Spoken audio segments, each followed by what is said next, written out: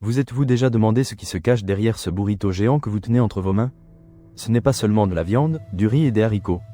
C'est une histoire de rêve, de défi et d'un ingrédient secret qui pourrait vous surprendre. Le rêve de Steve, une assiette propre. Nous sommes en 1993.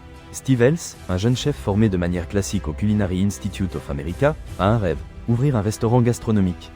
Mais il a besoin d'argent, beaucoup d'argent. L'idée est simple, un restaurant de restauration rapide mexicaine, mais avec des ingrédients frais et de qualité, un concept radical pour l'époque. Il l'appelle Chipotle Mexican Grill. Le premier Chipotle ouvre ses portes à Denver, dans le Colorado, près du campus de l'université de Denver. L'idée est simple, des burritos et des tacos faits sur mesure, avec des ingrédients frais et de haute qualité. Steve investit toutes ses économies et un petit prêt de son père. Il n'a aucune idée de ce qui l'attend. Premier temps, le goût de l'incertitude. Les premiers mois sont une épreuve du feu. Steve lutte pour équilibrer la qualité des ingrédients avec des prix accessibles.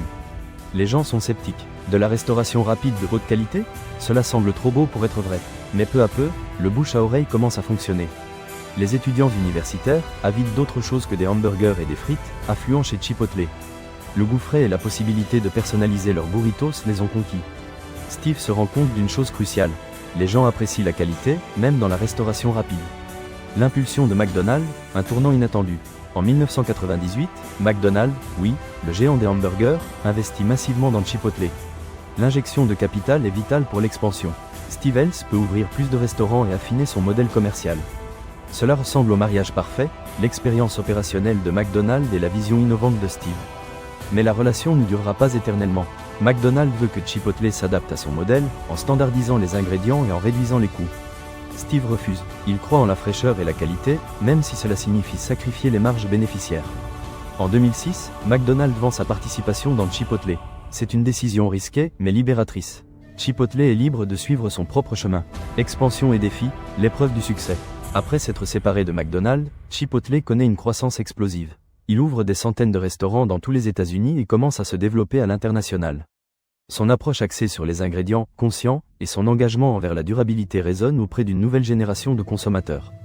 Mais le succès apporte également de nouveaux défis. En 2015, Chipotle est impliqué dans une série d'épidémies de maladies d'origine alimentaire.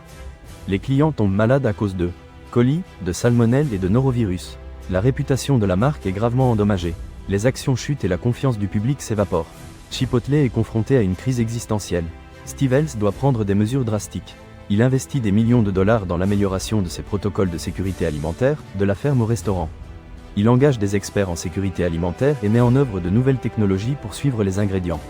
La reprise est lente et douloureuse, mais Chipotle démontre sa résilience. Le mythe de l'ingrédient secret, une conspiration épicée? C'est là que l'histoire devient intéressante. Pendant les épidémies de maladies, une rumeur persistante apparaît.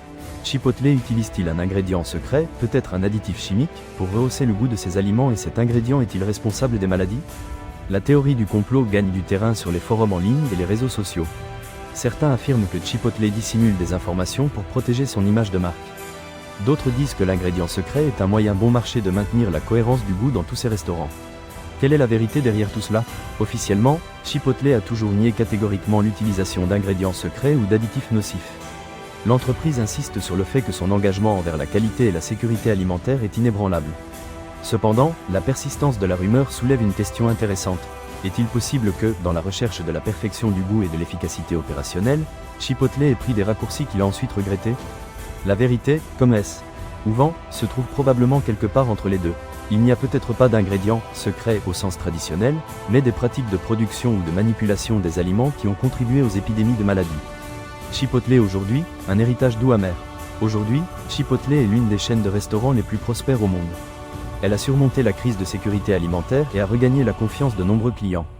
Son engagement envers la durabilité et la nourriture vraie reste un différenciateur clé.